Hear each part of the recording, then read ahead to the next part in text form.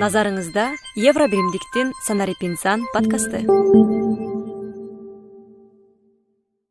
Кутман күнүңүздөр менен урматтуу угармандар. Ободо Евробиримдиктин Санарип инсан подкасты жана анын алып баруучусу мен Сапаргүл Абдинабиева жана кесиптешим Ажибек Нурланов. Жана бүгүнкү биздин абдан кызыктуу коногубузду тааныштырууга уруксат этиңиздер. Фариза Чилмергенова, электрондук коммерция боюнча эксперт жана тренер. Саламатсызбы? Онлайн электрондук сатуу тармагына негизи кантип келип калдыңыз? Ошол боюнча баштасак. Онлайн электрондук сатуу тармагында бир 10 жылдан ашык уже иштеп жүрөм. Келип калганым негизи өзүмдүн кесибим программист. Манас университетин бүтүргөм. Ошондон кийин ошо светофор интернет дүкөнүндө иштеп, ошол жактан өзүмдүн кесибимди аркалап келгем. Азыркы күнгө чейин ошол тарап менен кетип баратам. 2020-жылдагы пандемия бул кесибиңиздин суроо талабын ого бетер күчөттү окшойт, э? Ооба, 2020-2019 башталган негизи. Анан суроо талап аябай бүгүнкү күндө Кыргызстанда аябай күчтүү болуп атат. Бизге мындай трендтер кичине эскирип жетет эмеспи? Ооба. Ошо дүйнө жүзүндө 10 жыл мурун болгон трендтер азыр бизге келип, бизде жаман актуалдуу болуп жатат. Өзгөчө тил билгендерге, мисалы, тил билгендер алдын ала эле интернеттен көрүп, 5 жыл, 10 жыл келечекте кайсыл трендтер Кыргызстанда мода болот деп алдын ала көрүп эле анан ошону Кыргызстанга кайталаган учурлар барбы? Андай учурлар дагы бар. Анан негизи ушу тил билгендин пайдасы Кыргызстанда болбогон нерсени ошол жактан үйрөнүп, анан бул жерден жасап көрсөң болот да. Биринчилерден болуп пайдасын көрөсүң, анан биринчилерден болуп катасын дагы көрөсүң. Светофор жөнүндө айтып кеттиңиз. Мен билишимче, Светофор Кыргызстанда биринчи мындай бир онлайн сатуу площадкасы болгон. Сөздө ошол боюнча башталып атпайбы? Анан негизи эле онлайн сатуу, электрондук коммерция деген өзүмдөй бир эмне ошондой түшүндүрүп берсеңиз. Бул өзүнчө чоң бир дүйнө десек болот. Светофор азыр уже 18 жыл болуп калды иштеп атканына. Мен ошо светофорго 7 жыл болгондо келгем. Ошол жакта иштеп, анан электрондук коммерция менен ошо светофор аркылуу таанышкам да өзүм дагы. Анан электрондук коммерция деген бул сатып алуунун мен оюмча эң жеңил жолу. Анткени үйдөн отуруп эле электрондук тармактар аркылуу каалаган буюмуңду каалаган өлкөдөн сатып ала аласың. Сиз айттыңыз, үйдөн отуруп эле каалаган буюмуңду, өзүң өндүргөн уюмуңду, жасаган уюмуңду сатып ала аласың дагы деп. Менин билишимче, сиз көп жылдар арасында кол өнөрчүлөргө жардам бересиз. Алардын продукциясын бир эле Кыргызстанда эмес, чет өлкөгө да сатканга жардам бересиз. Ошол боюнча мындай кенен токтолуп айтып берсеңиз. Кол өнөрчүлөр менен иштешип баштаганыма 2 жыл болуп калды. Биз ITC проекти менен иштеп баштаганбыз. Ready for Trade деген бөлүмү бар болчу. Ошол жакта Кыргызстанда чыккан товарларды экспортко кантип сатсак болот деген бир чоң блок үйрөнгөнбүз. Анан тандалып алынган компаниялардын арасында менде 5 компания болгон. 4-өөсү кол өнөрчүлөр жана бирөөсү өндүрүүчү болчу.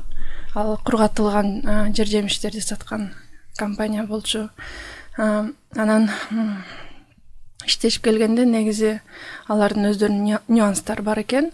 Бирок кол өнөрчүлөрдүн продукциясы жакшы болсо, сапаты жана мындай керектүү өлчөмдө болсо, сатканга чын эле аябай пайдасы бар экен. Булар кадимки эле шырдак кийиз сыяктуу. Шырдак кийиз, кийизден жасалган оюнчуктар, жоолуктар, териден жасалган буюмдар, кошелек деген сыяктуу. Булардын эң көп масштабтуу өлчөмү кайсы өлкөгө кетип жатат? Экспорттолуп жатат. Негизи биздин кол өнөрчүлөрдүн товарлары Японияга, Америкага жана Европанын кээ бир өлкөлөрүнө жакшы кетет экен да. Бирок мен азыр иштешип аткан 2 кол өнөрчүм бар. бирөөсү меринос койлорунун жүнүнөн жасалган кийимдерди сатат. Анын клиенттери көбүнчө Америкада жана Европада. Европанын мисалы ошондой суук өлкөлөрүнө жакшы кетет экен да. Экинчи кол өнөрчүм болсо, ал мындай бир уюм, кол өнөрчүлөрдүн топтому. Алар ошол дүкөнгө Кыргызстанда канча кол өнөрчү болсо, көбүнчөсү 100дөн ашык кол өнөрчү ошол өндүргөн продукциясын ошол дүкөнгө алып келип коет экен да, ошол дүкөн менен иштешип жатабыз. Эми ал жакта кол өнөрчүлөрдүн түрлөрү, жасаган продукциясынын түрлөрү аябай көп. Ошол негизи мага абдан бир кызык болуп атат. Биздин угармандарыбызга да кызык болуп атат да. Мен ошол өзүмдүн чыгарган кол өнөрчү кандайдыр бир продукциямды кантип сатам? Ошол процесс кандай жүрөт? Сиз кандай окутасыз, же болбосо кандай сатканга жардам бересиз? Кантип? Жана буга ар бир адамдын мүмкүнчүлүгү барбы? Негизи санарип көндүмдөрү бар адамдын жана интернетке кошулган бир түзүлүшү бар болсо, мүмкүнчүлүгү бар да негизи. Анан мисал катары ошо иштешкен компаниям атынан айтып кетейин. Бизде Mountain Cedar Woolens деген компания бар. Гүлмира Акматова деген кыргыз дизайнери жасаган кийимдер да. Анан негизи бул кол өнөрчүлөр аябай чыгармачыл адамдар болот экен. Креативдүү. Анан санарип көндүмдөрү бир аз азыраак. Булар деген интернет дүйнөсүнөн көп аралашпаган, аралашса дагы өзүнө эргүү издеген адамдар экен да. Ошондуктан биз биринчи эле команда чогулттук бул кол өнөрчүлөр менен. Анткени ал адамды үйрөтсөк, өзүнүн жумушу калып кетет экен да. Кол өнөрчү өзү чыгарган нерсени. Анан же болбосо мындай идеялары жакшы келбей, эргүүсү азайып калат экен да. Ошо башка жаңы тармакка киргендечи. Ошондуктан биз биринчи 2 ай иштешкенде ал эжекебиз жакшы эле аракет кылды. Анан ошол кандай десем, үйрөнүүнүн кесепетин көргөндөн кийин анан айтты, мага команда чогултуп бер, мен ошол кыздар менен иштешейин депчи. Анан кыздарды биз чогулттук. Бирөө ошол SMM адиси болду. Экинчиси ошол өстөр эле иштеген кыздардын, ошол эже өзү кыздарды дагы иштетет. Ошол иштеген кыздардын, жасап аткан кыздарды эле биз контент жасаганды үйрөттүк да. Жасап атканда эле, мисалы, видеого тартып, же болбосо сүрөткө тартканды. Анан ошону үйрөткөндөн кийин биз бүт команданын жумуштарын интернет облака деп коет го, ошол жака топтогонду үйрөттүк.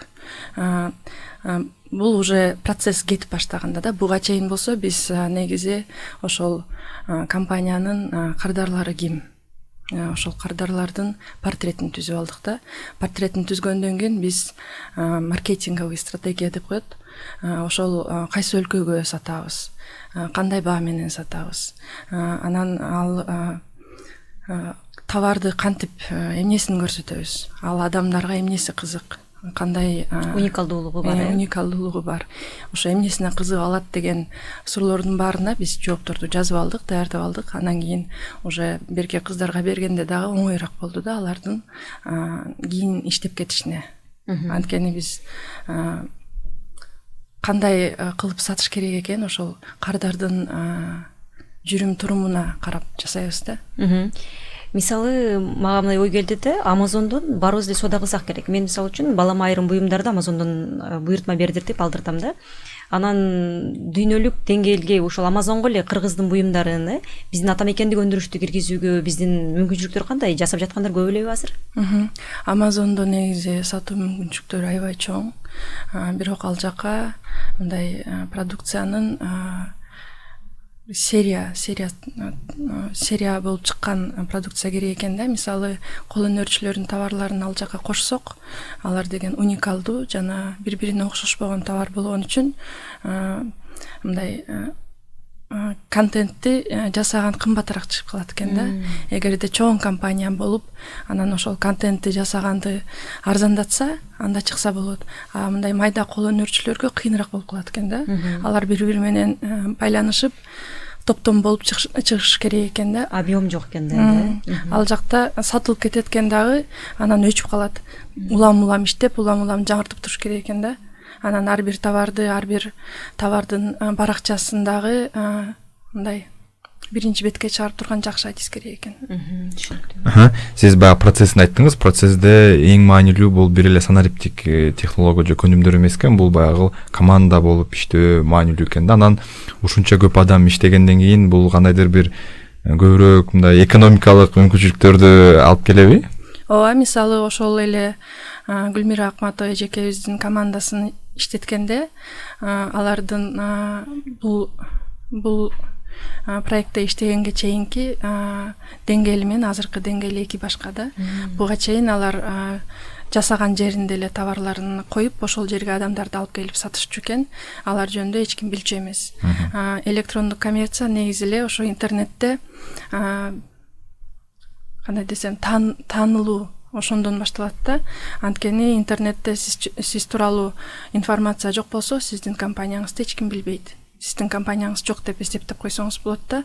Ошондуктан интернетте пайда болгондон кийин ал компания мисалы ар кандай соц тармактарда пайда кылдык. Анан ал эже жөнүндө аябай көп жаңылыктар бар экен, ошолордун баарын бир жерге топтодук, ошолор менен бөлүштүк. Ошенткенден кийин анан ал эже дүкөнүңүз каякта деп сурап башташты да. Анан дүкөн биринчи арендага алып иштетип көрдү. Азыр болсо арендага берген акчасы актабайт экен деп анан кичинекей бир бөлмө алды дагы ошол жакта иштетип жатат да. Болгон товарларын ошол жактан сатып жатат. Бул жактан маанилүүлүк бул интернет сизге биринчи товарыңыз жөнүндө, сиздин өзүңүз ишмердүүлүгүңүз жөнүндө белги берет, андан кийин анан адамдар өздөрү эле баягы сатып ала алат дегенди түшүндүк да. Эми Фариза, балким бизге электрондук коммерцияда адамдардын базалык санариптик көндүмдөрү кандай болушу керек? Ошол жөнүндө бир эки ооз сөз айтып берсеңиз. Эң негизи ошол интернет сатууда санариптик көндүктөр бул мисалы ошол эле социалдык тармактарды кантип колдонуш керек. Жөн гана колдонуучу катары эмес, ошол социалдык тармактарга мен контентти кантип жасайм деген бир суроолору болуш керек экен да адамдардын. Анан ошол эле пост жазганды, текст жазганды, сүрөт тартканды бул эми санариптик көндүмдөр болуп эсептелеби билбейм, бирок ошол товарды кантип сатыла турган түрдө тартыш керек экенин билиш керек экен да. Мисалы ошол эле телефондун жардамы аркылуу мен кантип ушул товарды сата алам. Ошол эле азыр мисалы лайв режим же болбосо кандай деп коет, прямой эфир деп коет го. Ошол жакта саткан аябай актуалдуу болуп атпайбы? Социалдык тармактардачы. Ошол нерсени мисалы светти коюп, кантип товарды мындай товарный вид катары көрсөтсө болот экени ошол көндүмдөрдүн негизгиси болуп калат го. Анан мисалы соц тармактар бири-бири менен байланышып туруш керек да. Мисалы сен Инстаграмда, Фейсбукта баракчаң болсо бири-бирине мындай алып барып туруш керек да. Анан сайтың болсо же дагы башка интернет платформаларында болсоңуз баары бир жерде мындай бири-бирине байланыш болуш керек да, мындай паутина сыяктуучу. Эгер ал жок болсо анда кыйыныраак болуп калат экен да. Ошолорду байланыштыруу мүмкүнчүлүктөр болуш керек. Түшүнүш керек да кичине. Маалыматка бай эфир үчүн сизге рахмат билдиребиз. Бүгүн биз онлайн коммерция тууралуу сүйлөштүк, урматтуу угармандар. Аны мен Сапаргүл Абдинабиева жана кесиптешим Ажыбек Нурланов алып бардык. Ал эми конокто болсо электрондук коммерция боюнча эксперт жана тренер Фариза Чилмергенова болду. Сиздер менен кайрадан ободон кезиккенче аман туруңуздар.